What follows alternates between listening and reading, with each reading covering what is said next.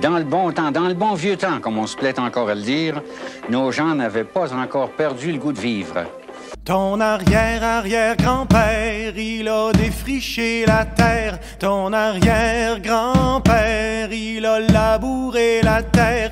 Et puis ton grand-père a rentabilisé la terre. Et puis ton père, il l'a vendu pour devenir fonctionnaire. Lorsque fatigué, rendu à bout par les durs défrichements, les labours exténuants dans un sol ingrat toujours difficile, lorsque l'âme chavirait d'espérance, les pauvres colons étaient sur le point de tout abandonner.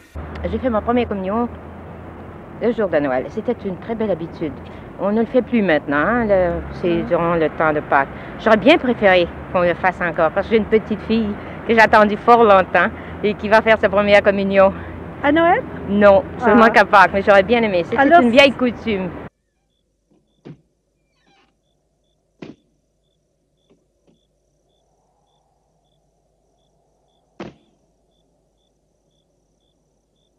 Le souvenir, je crois bien, le plus près, c'est la dernière année que mon père a vécu pour Noël.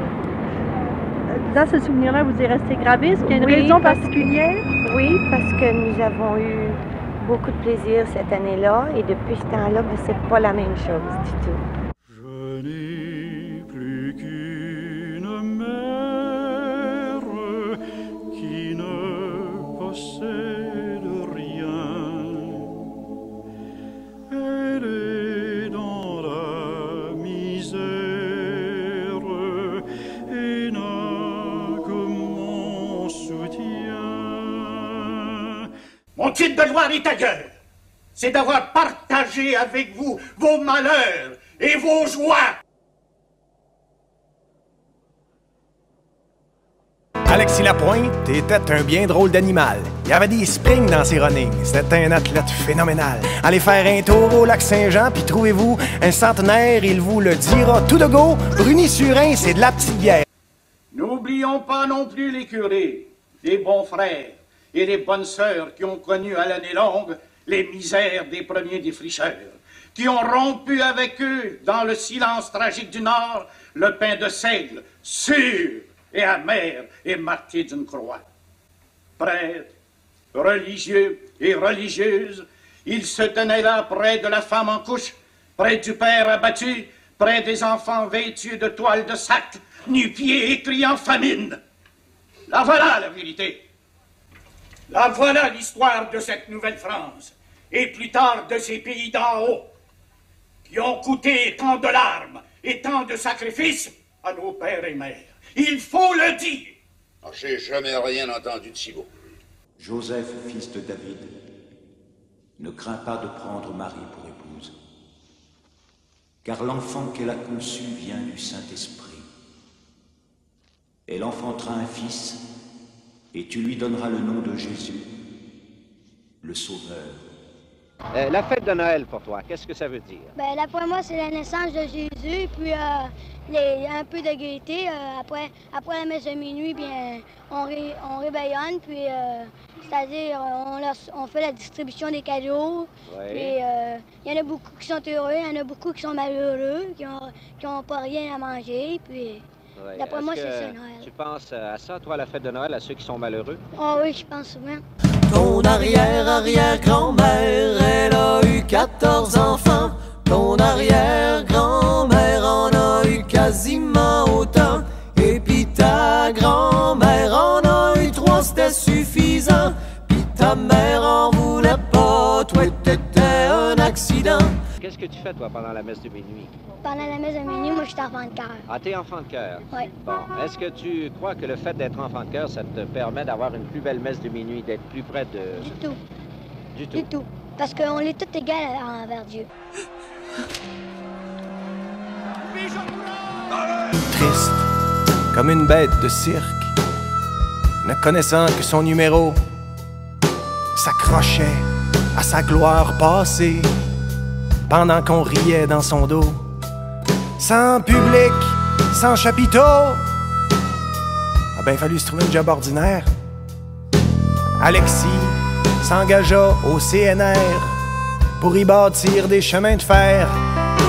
Il usa ce qui lui restait de santé à piocher au bruit des moteurs, en revivant dans ses pensées toutes ses courses contre des chevaux vapeur. Qu'est-ce qu'il a dit? Il veut que nous donnions à part les noms des nouveaux-nés.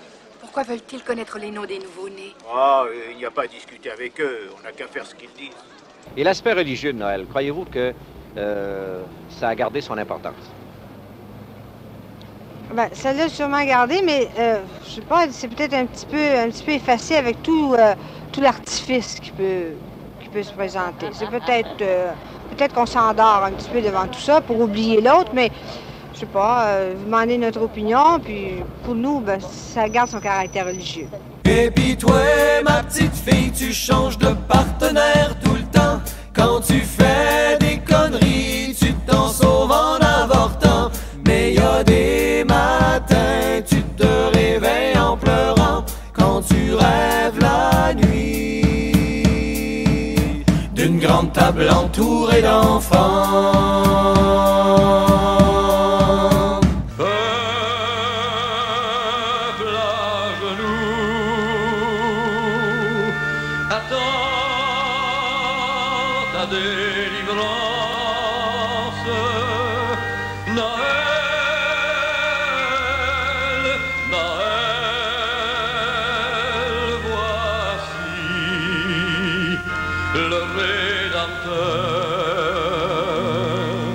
Vous me chercherez, mais là où je dois me rendre, vous ne pouvez venir.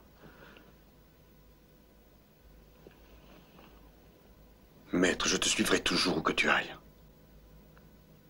Je te suivrai que ce soit en prison ou à la mort. Pierre, cette nuit, avant même que le coq n'ait chanté 2 fois. Oui, toi, tu auras nié 3 fois me connaître, je te le dis, Pierre. Oh non, Seigneur, jamais. Et puis cette journée-là, je m'agenouille, j'allume quelques lampions, puis je commence à lui parler. J'ai dit, tu sais, bonne Sainte Vierge, toi qui es la plus grande femme du monde, moi je dépense comme 2, je mange comme 2, je suis compulsive comme 2. Mais aujourd'hui, j'aimerais que tu m'apprennes à aimer comme une.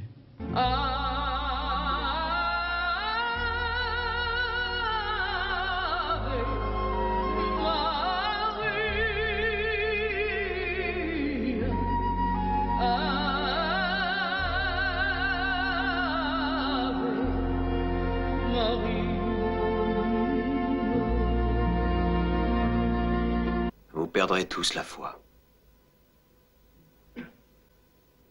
On abattra le berger et le troupeau se dispersera. Même s'ils perdent tous la foi, moi je la garderai. Pierre, j'ai prié pour toi.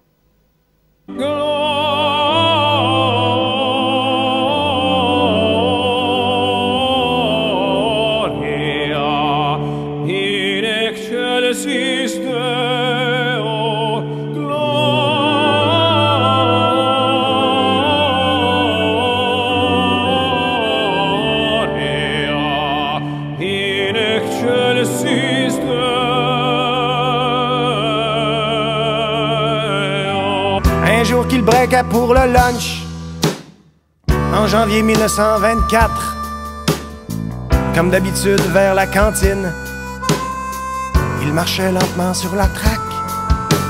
Une ombre noire le suivait, s'en était-il seulement aperçu?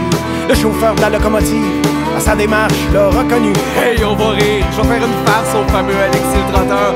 Je lui envoie 2 petits coups de sifflette et je pousse à fond les moteurs.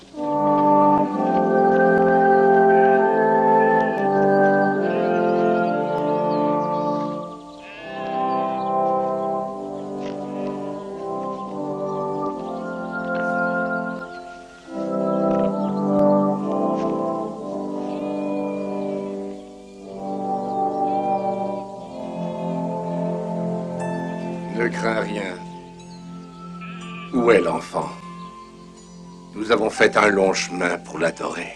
Je voudrais maintenant que ce soit comme il y a quelques 20 ans peut-être, où on allait tous ensemble à la messe de minuit, où tout le monde se connaissait, où c'était vraiment une fête de famille, une fête entre amis, où on était content de célébrer. Mais maintenant, chacun va chez soi. Il y a trop de réveillons, on ne peut plus se réunir, on ne les voit pas tous. À part ça, il y a peut-être un abus d'alcool un peu partout. Alors, on n'a pas tellement la chance de se rencontrer. On peut réellement pas célébrer ensemble. Quand même, on pense plus au magasinage, plus à la toilette qu'on portera au réveillon qu'à la messe de minuit même, je pense. Hein? Est-ce qu'il y a quelque chose qui vous choque dans la façon dont on fête Noël aujourd'hui? Bien, c'est parce que le Noël est un peu plus commercialisé qu'autrefois. Il y a moins d'esprit de famille qu'il y en avait autrefois. Mais Alexis était rendu sourd, pas entendu venir le train. La machine lui passa sur le corps comme une jambette du destin. Le train lui broya les deux jambes, ses deux seuls fidèles. Les amis, il traversa le fil d'arrivée. Et ce jour-là, personne ne rit. Mais vous adressez, vous parlez au frère André? Frère André Saint-Joseph. Je m'adresse à les deux.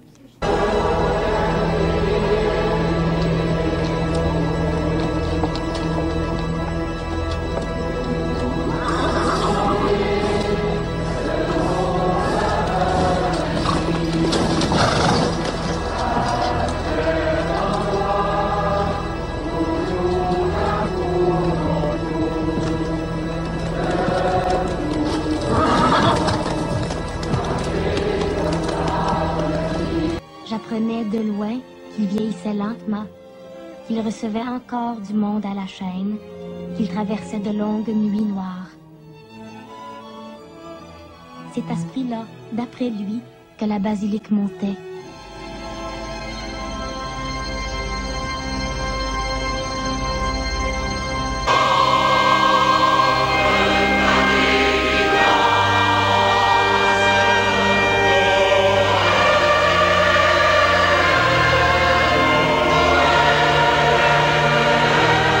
Je voudrais, mesdames, messieurs, vous en dire davantage.